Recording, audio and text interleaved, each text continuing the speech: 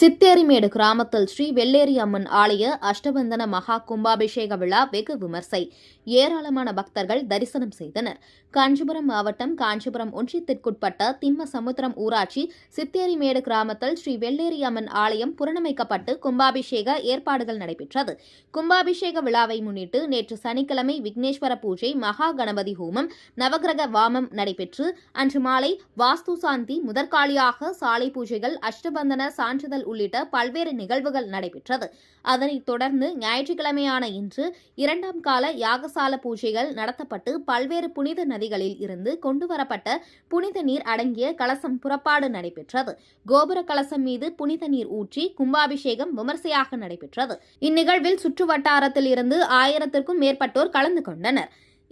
விழா ஏற்பாடுகளை வித்தேரிமேடு கிராம ஆலய விழா குழுவினர், ஊராட்சி நிர்வாகம் மற்றும் பொதுமக்கள் சிறப்பாக செய்திருந்தனர்.